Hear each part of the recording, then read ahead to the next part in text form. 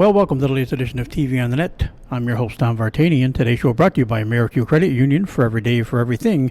Located next to Little Caesars at 3944 Route 281 in Cortland. By Right Angle Creek Farm and Marathon, all natural, pasture-raised Angus beef from our farm to your table. By the Cortland Voice, the exclusive media partner of TV on the Net. For all your local news and sports in Cortland County at no cost to you, check out CortlandVoice.com. By the Royal Auto Group on Route 281 in Cortland, the home of no hassle, no razzle-dazzle. Check them out at RoyalAutoGroup.com. By Yeaman Real Estate at the entrance to Yeaman Park off I-81, exit 11 in Cortland. By Nikki C's Hometown Pizzeria and Meatball Shop on Route 281 next to Hobo's in Homer. Find them online for fast, secure ordering or call 607-749-5300. They have a unique menu with dietary-specific options. Nikki C's, your grab-and-go specialists. By Graftex, located on Elm Street in Cortland. Founded in 1984, they provide custom screen printing and embroidery for teams and local businesses. Graftex continues its dedication to servicing customers' needs for innovative graphic designs, custom and printed apparel, and quality service. They are easy to contact at 1-800-417-7791. By Seven Valley Agency at 18 Tompkins Street in Cortland for all your personalized insurance services. Give them a call at 607-753-1821 or check them out online at sevenvalleyagency.com. Seven Valley Agency, where your money matters, our advice counts. By Riley's Cafe and Marathon, open 7 days a week for sit-in dining in a friendly family atmosphere. Riley's also offers carry-out and catering for some events. Check them out online at rileyscafe.com or call 607-849-6434. By Isaac Merker Studio, handling all your photographic needs in Central New York since 1982 at 74 Hamlin Street in Cortland. Give them a call at 607-756-0849 or check them out online at isaacmerker.com or on their Facebook page. By Arnold Flower Shop, your premier wedding florist at 19 West Main Street in Dryden. Don't forget Valentine's Day is right around the corner, so give them a call at 607-844-8601 or order online at arnoldflowershop.com. By M&D Deli, located on Central Avenue in Cortland, open Monday through Friday from 7 a.m. till 3 p.m. M&D has breakfast sandwiches, bakery items, and daily lunch specials. They are also available for catering. Check out their Facebook page for more information. Stop by or call 607-753-TO-GO. That's 753-8646. And look for the new food truck coming this spring. And by Crop Growers LLP, the first choice in crop insurance located in Homer. Contact Casey Slade at 607-591-2460 for more information. Well, we head back to our college spotlight segment. We haven't had one of these in a couple of weeks, so we're glad to get back on campus. We're at SUNY Cortland once again, and this is a second-generation basketball player of a family I knew. I kind of caught the tail end of his dad's career at Trumansburg, and of course he's my guest today is a 2017 graduate from Trumansburg. Might have put his dad to shame, some of the numbers he's had. Scored 1,900 points in his career, four-time All-Stars, all sorts of things, all-state accolades, and there aren't too many guys I can think of off the top of my head right now that have averaged a double-double in their two college years so far, and this guy has done that. He's part of the Red Dragons men's basketball team this year. That team right now sitting at 7-7 with a game coming up on Saturday at home. The nice thing is it's going to be the home part of the schedule. Everything so far in SUNY has been on the road for the most part, so now they're actually going to be home, and the local fans will get a chance to check out this guy. But joining us today is Austin Grunder. Welcome, Austin. Yes, welcome. Thank you for having me. Like we said, it's interesting. You're like I said, you're a second generation. Your dad played under some good years with Coach Somerville all the many years ago. And who was your coach actually at Trumansburg back in the day? I know there was a brief period. I know Paul Panic took over when Wes retired, and then Paul's there now again, and Damon Reed was kind of in the middle there. Yeah. And Damon Reed coached me when I was very young, probably till like 5th, 6th grade, and then I had a variety of modified and JV coaches, but Jeff Richards was my varsity coach for all 4 years that I was at Trumansburg. All right. What do you remember just from those days back? From your base back there, playing.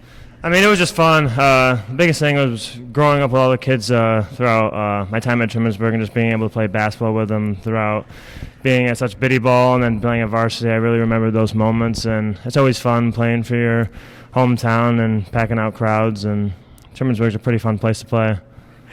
Did you ever feel any pressure playing there? I know they've had some good years, but it's been some tougher years too. At the same time, at the last few years with the Blue Raiders. But did you ever feel any pressure? Because that town has known successful basketball teams. And teams that went on to the state tournaments and things like that. Ever feel any pressure of just living up to part of that tradition? Plus, the fact that your dad played for Trumansburg. For sure. I mean, my dad, just like you said, he played back in the '80s, and all I've ever known when I was a younger kid, my dad always explained how Trumansburg basketball was and how the community supported and rallied around Trumansburg basketball. So there was obviously a little bit of pressure when I was playing back there, but I tried to just play and see what I could do with me and my teammates throughout the team, and we did what we could.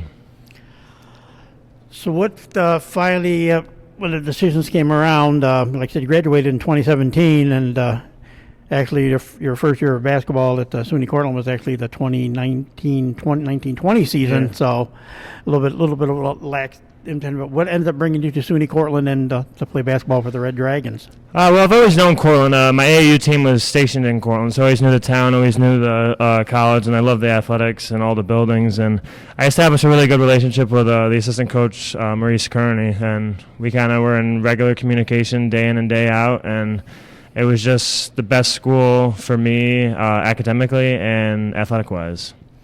And, of course, being a communications major now, so yeah. Maybe one day you'll be at the other end of this microphone doing all the same kind of stuff I'm doing. So, like I said, you've come here. It hasn't been like, it hasn't been like, I got to get adjusted playing college basketball, Division I, or Division III college basketball in the SUNY. You came right out or the East Region Rookie of the Year and the SUNY Rookie of the Year right out of the gates in that 1920 season. What made the adjustment so seemingly easy for you to play? I think my body really matured ever since from high school to college. I got a little bit taller, a little bit stronger, and I just kept working on my craft throughout. I've always been a confident basketball player, but with me maturing and my kind of filling in my body a little bit more, it just kind of took my game to the next step.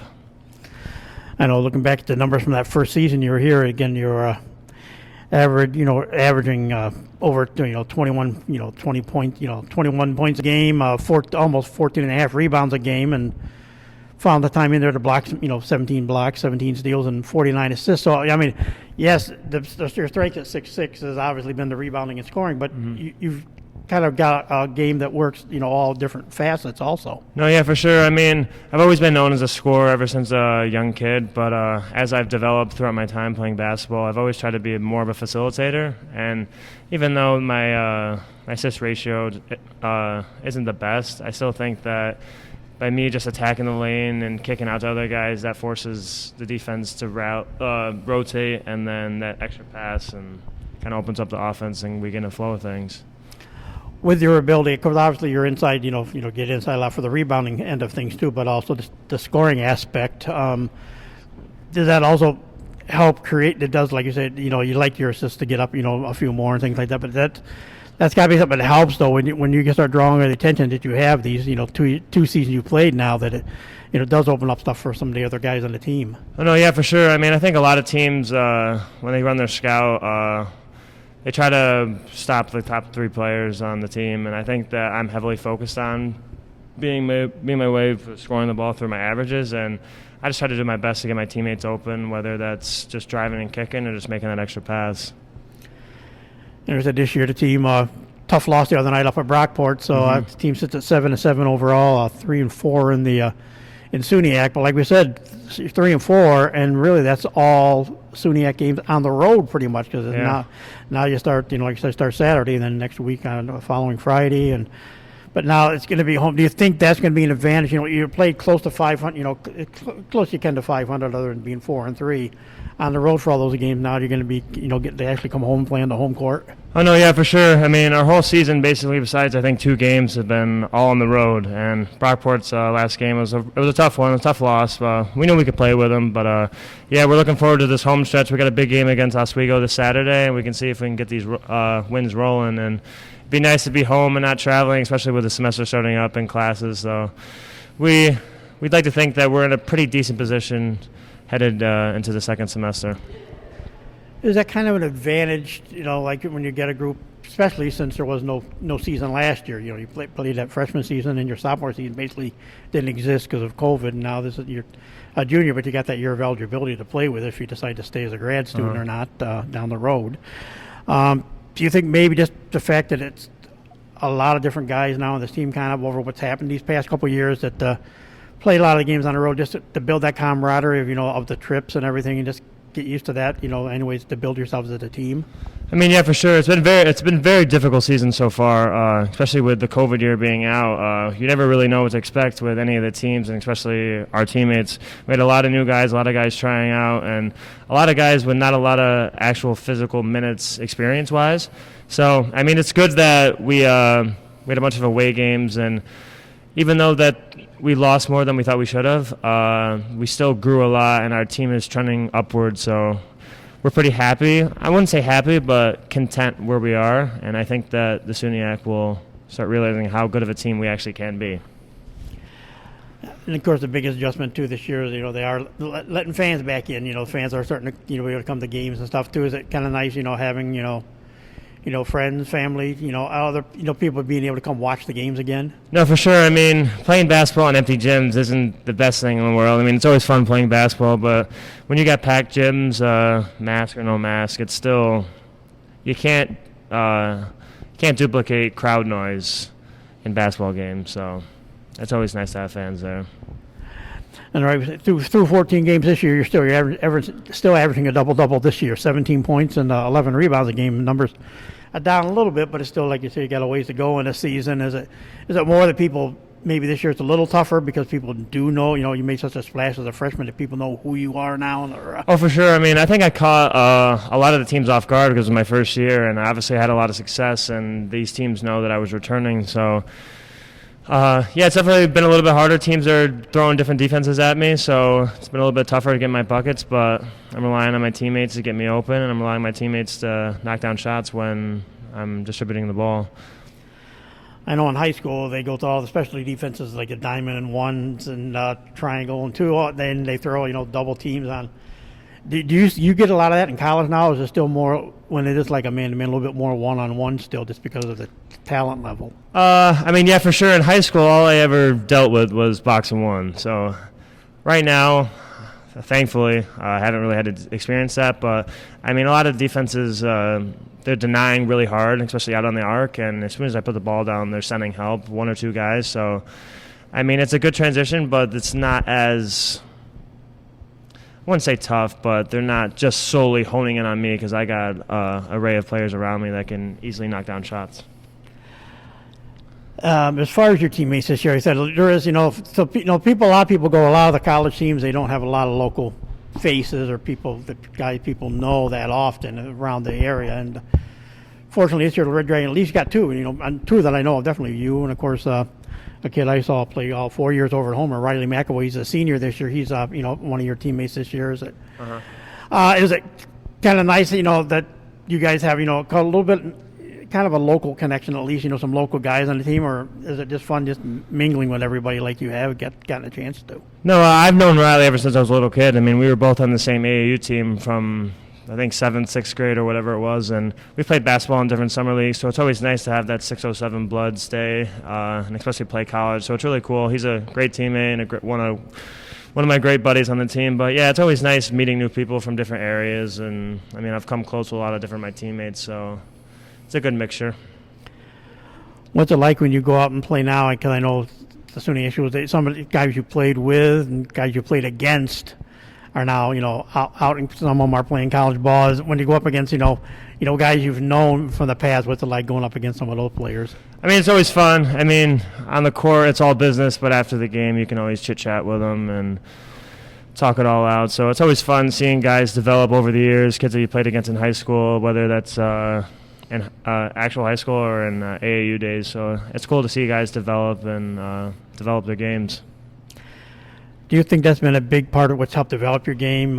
You play high school ball, it's one thing, but then, I've always noticed when I go and I know guys that have played AAU or girls that I've seen play AAU ball, they play at a different level, even at college, especially at high school, but even at college, it's a little bit different level because of the fact that you've already played, you're not playing just, the local guys all the time. You're playing, quality competition from around. Do you think that's really part of what's helped elevate your game? Oh, yeah, for sure. AAU basketball is basically not the sole reason, but it's a huge reason of how I am the player I am today. I mean, traveling to different towns and different cities, playing big tournaments against better upper-level competition rather than your small local teams that you're playing, it really shows what you're lacking or what you have in your basketball game. So, yeah, AAU is super crucial in development, and it's just good to have a basketball throughout 9 months of the year rather than the 3 or 4 that you're playing with.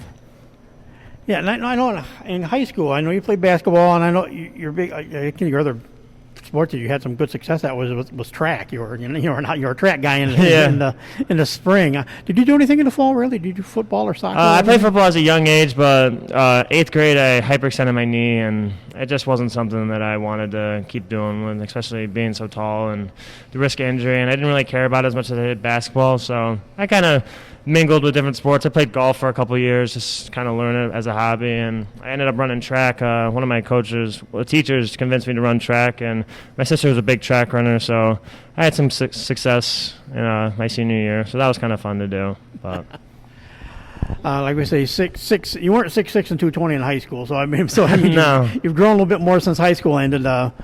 What did you do conditioning wise stuff to kind of build yourself up to play this next level at the college level?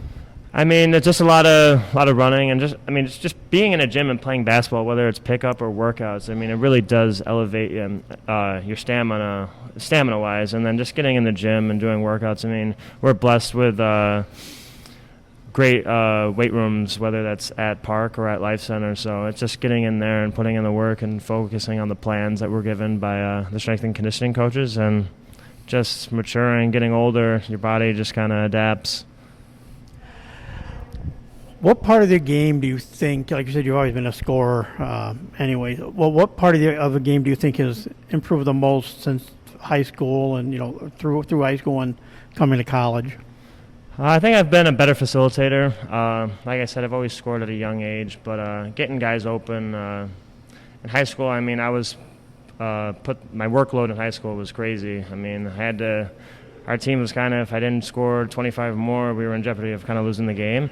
But, just trying to get guys open, and I think my core vision has escalated drastically, just seeing the next play before the defense realizes it. Like we said, you burst on the scene right out of the gate. That's that freshman year, had that great freshman year. Who are some of the guys on the team that, you kind of like, helped you along, make that adjustment that first year? And like I said, you turned out to have a great year anyways. But, some of the guys you remember from that freshman season? One of our assistant coach, Brendan Fitzpatrick, he was huge. He was a great leader for me.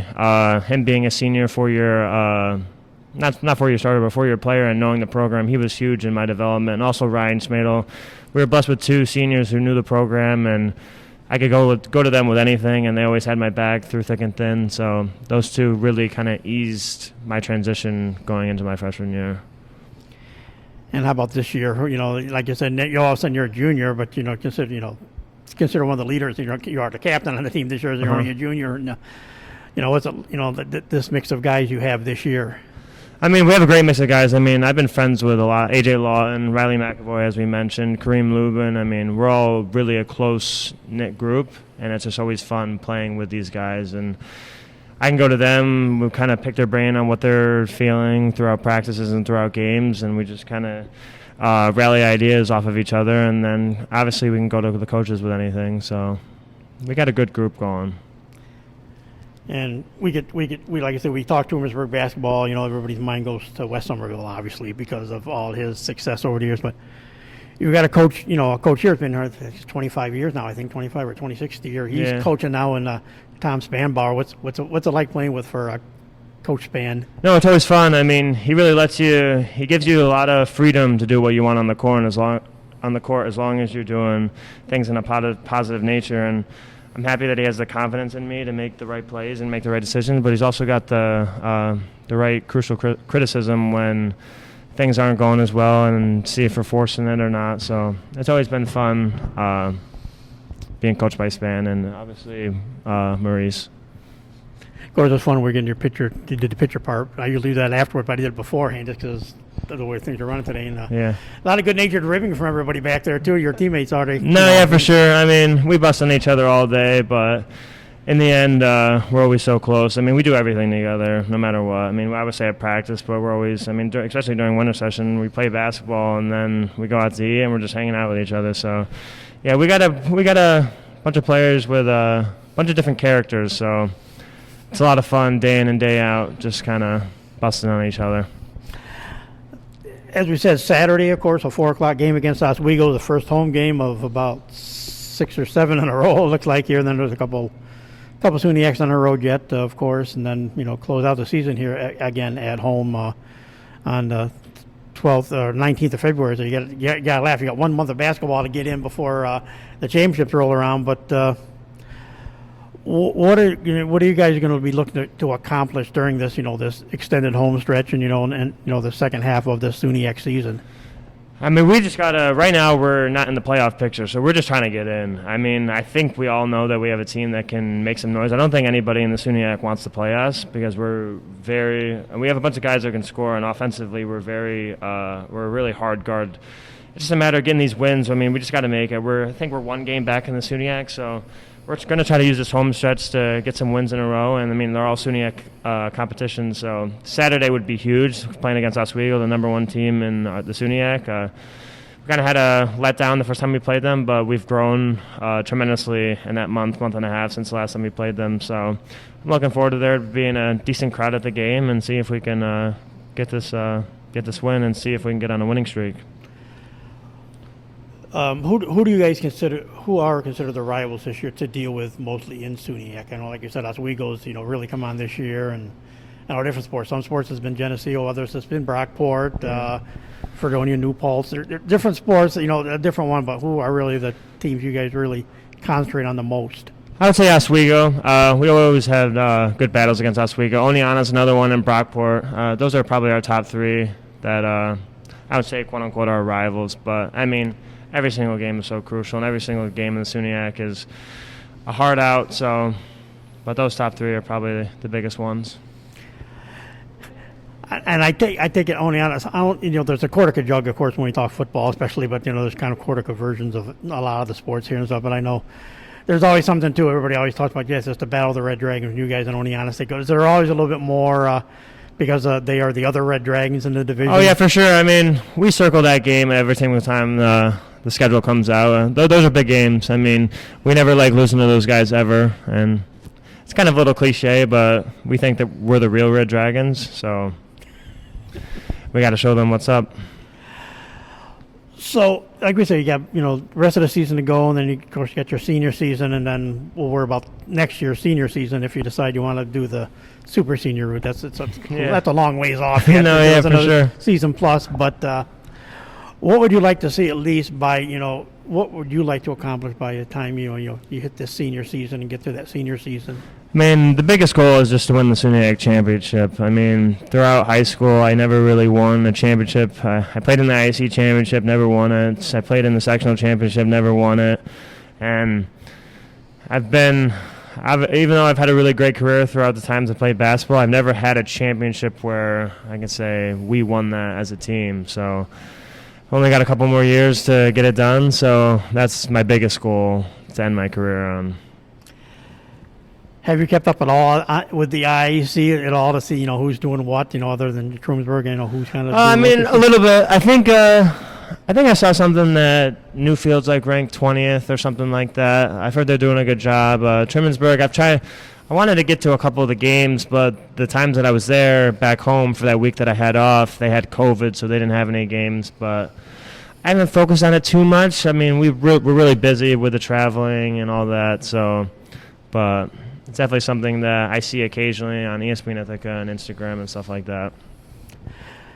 As it being the home games, semester classes start up next week. I take it next week everything gets cranked up here regular. Everybody will be back. It's still funny to come in the parking lot and it's not full. I'm so used to yeah, here. It's weird. I mean, it's really weird during winter session when there's no cars and it's basically just the 4 or 5 sports teams that are there. It's a very different environment. So is this do you think this will play, like you say, trying to get back into the swing of the classes and everything else that you've got to take.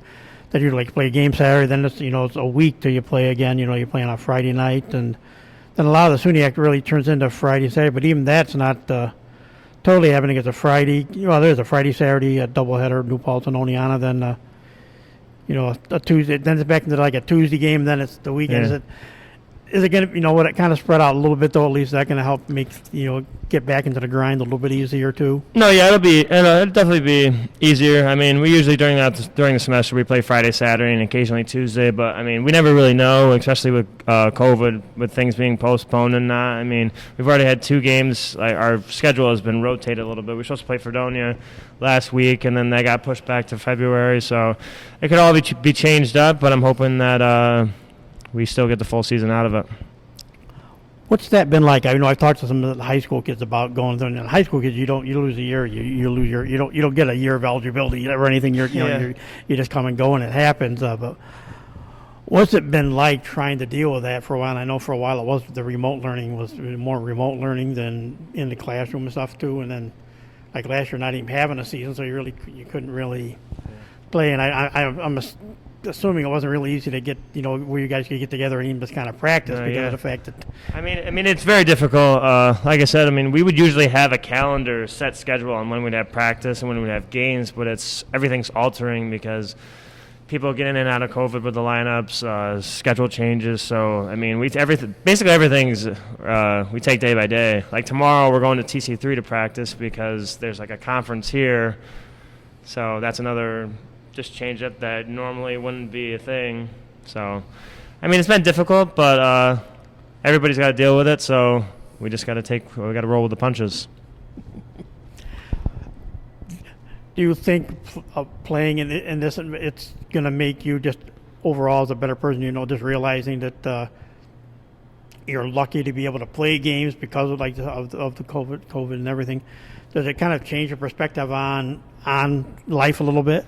I mean, yeah. I mean, I just feel for all the kids in high school who were seniors and had their last seasons canceled, or I mean, they don't have that. They're not going to get that year back. With NCAA, the guys who were seniors, they had that COVID year that they could come back and actually finish off their season. So, I mean, I'm just happy to be being able to play basketball. I mean, especially with last year being missed out on. I mean, when sports are in action, I think life's a lot better.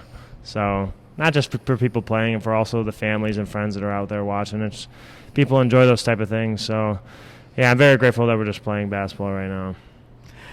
Like I said, we're not really looking down the road that much, but I mean, you still kind of have to look down the road because a number of guys I talked to this year that a couple that would have graduated this spring didn't because they said, well, I got a grad course to take, or I kept my internship that I've got to do, so I could do that during this year, so I could come back and play Jacob Rivers is one I'm thinking about on the lacrosse team. Yeah. Is that something?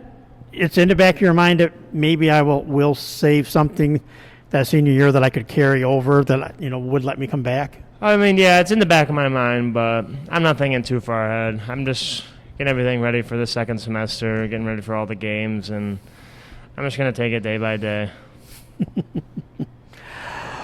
What would you like to pass along to, as you, like you said, you grew up, you were young, you watched the older guys playing and everything went on at Trumansburg, and then, of course, you became a senior, and you're one of the guys that look up and now.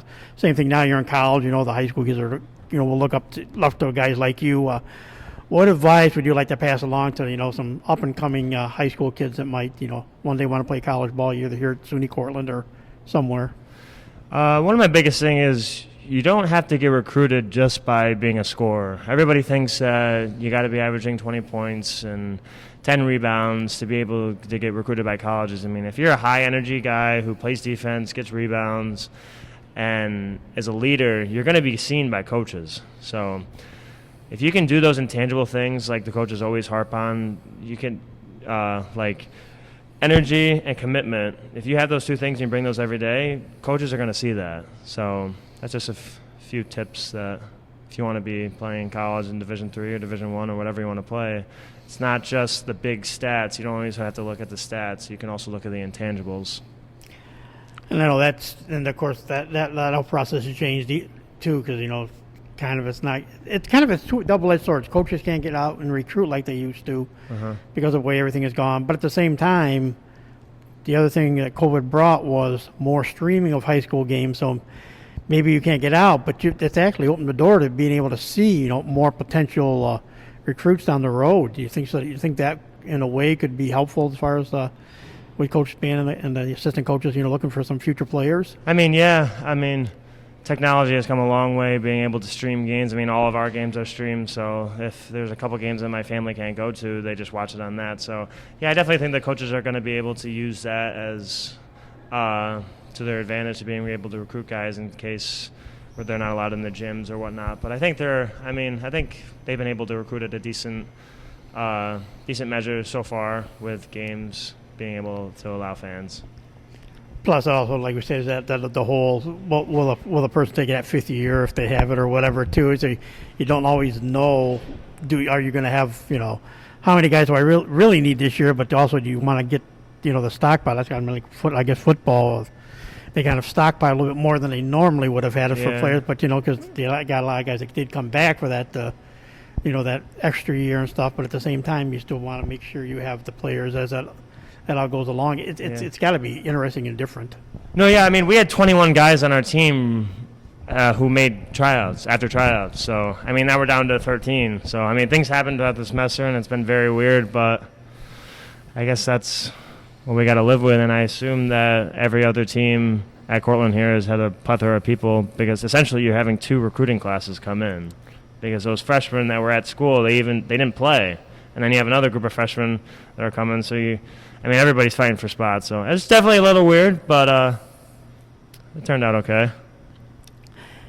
As you look back at your 2 seasons so far, season and a half on the court, is there a game or two that sticks out right now that you say, those are games you're going to remember right now? For this season, I would probably say the Brockport game would stick out. I think that both teams knew that we played a better game and that we should have won that game. It just didn't turn out to be that case. And also, I'd probably say that the Ithaca game at home was a real eye-opener for us. I mean, we went into Ithaca, we were up by 15. They came back, ended up beating us, but then we beat them by 30 points when they were at home. So to see the maturation of our players and of our team from the beginning of the semester to the end is it's pretty cool to see. I wouldn't say there's one individual game that's really stuck out, but the whole games, the process that we've gone through has been quite interesting. As far as like in high school, you see, the fall team, the winter teams will feed off some of the success that spring's teams, will have, or the fall teams had, and stuff like that. And of course, right now, the hockey teams are having a pretty good season. The women's basketball teams having a great season. Do you guys does it still that same kind of feeling go on through the halls here at Park Center and stuff? The fall we had a plethora of really good teams. In the winter, we're having just the same success. So, Cortland's held to a high standard. We always demand excellence. So even though that we're 7-7, we're not in a terrible spot, but we expect more, and we're trying to feed off of previous success from not only our program but also the other sports programs, and the success that the hockey team and the girls basketball team, and we're trying to get to that higher level. Well, also, we want to thank you for taking time to talk to us today. And like we said, a lot of home games coming up, folks, starting Saturday at 4 o'clock against Oswego. So if you want to get a chance to watch the Red Dragons, this will be the place to be. Pete Corey Gymnasium will be rocking for a few games now. So, thank you for taking time to us. We wish you the best of luck the rest of the season. Yes, thank you for having me. I appreciate it.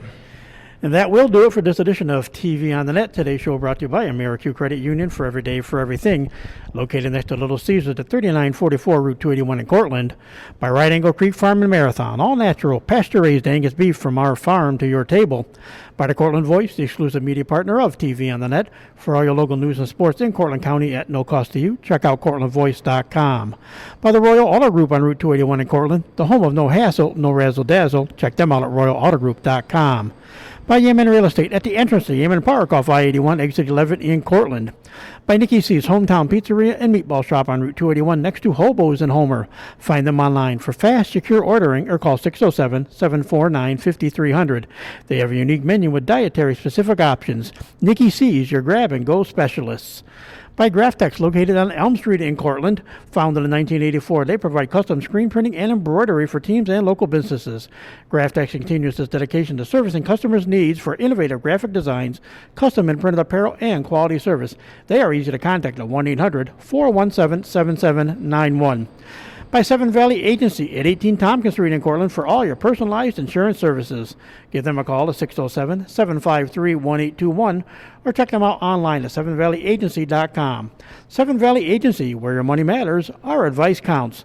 By Riley's Cafe and Marathon, open 7 days a week for sit-in dining in a friendly family atmosphere. Riley's also offers carry-out and catering for some events. Check them out online at rileyscafe.com or call 607-849-6434. By Isaac Merker Studio, handling all your photographic needs in Central New York since 1982 at 74 Hamlin Street in Cortland. Give them a call at 607-756-0849 or check them out online at isaacmerker.com or on their Facebook page. By Arnold Flower Shop, your premier wedding florist at 19 West Main Street in Dryden. It is almost Valentine's Day, so don't forget, get your order in now to surprise your favorite person. You can give them a call at 607-844-8601 or order online at arnoldflowershop.com. By M&D Deli, located on Central Avenue in Cortland, open Monday through Friday from 7 a.m. till 3 p.m. M&D has breakfast sandwiches, bakery items, and daily lunch specials. They are also available for catering. Check out their Facebook page for more information. Stop by or call 607-753-TO-GO. That's 753-8646. And look for the new food truck coming this spring. And by Crop Growers LLP, the first choice in crop insurance located in Homer. Contact KC Slade at 607-591-2460 for more information. So once again, best of luck to the Cortland State Red Dragon men's basketball team the rest of the season, and thanks to my guest, Austin Grunder, for joining us today. I'm Tom Vartanian. Thanks for listening, and we'll talk to you again soon.